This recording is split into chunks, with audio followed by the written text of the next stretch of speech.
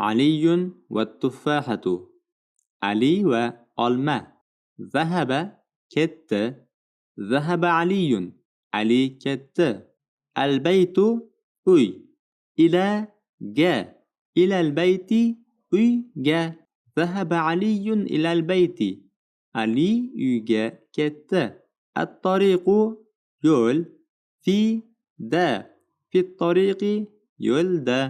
نظر qaradi. شجرة daraxt. التفاح olma. شجرة التفاح olma daraxti. إلى ga. نظر إلى شجرة التفاح olma daraxtiga qaradi.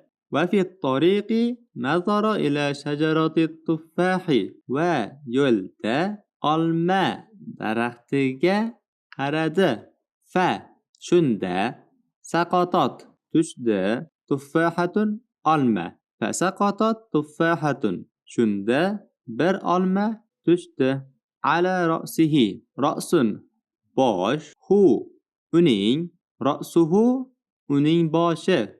على ila bilan bir xil ma'noda, ikkisi ham ga degan ma'nolari bor. Ala ra'sihi uning boshiga.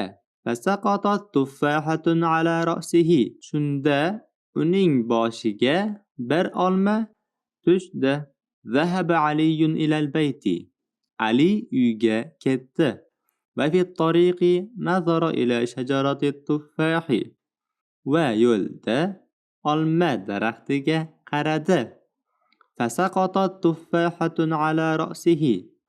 shunda uning boshiga bir olma tushdi. Bu matndagi zahaba aliyun va saqatat tuffahatun iboralariga e'tiboringizni qarating. Arab tilidagi so'zlar ikki jinsga, erkak va ayol jinsiga bo'linar edi. Agarda so'z erkak jinsiga dalolat qilayotgan bo'lsa, u so'z erkak jinsidagi so'z deyiladi. Misol uchun Aliyun. Ali erkak kishi. Agar so'z ayol jinsiga dalolat qilsa yoki so'zlarning oxirida mana bunday ta marbuta qo'shilgan so'zlar bo'lsa, bular ayol jinsidagi so'zlar bo'ladi.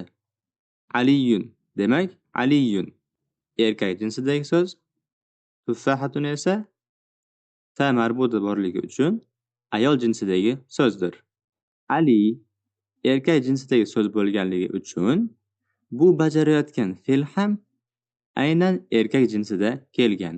Endi saqatat tuffahatun iborasida esa tuffahatun ayol jinsidagi so'z bo'lganligi uchun buning fe'li ham muannas shaklda kelgan. ذهب علي إلى البيت وفي الطريق نظر إلى شجرة التفاح فسقطت تفاحة على رأسه.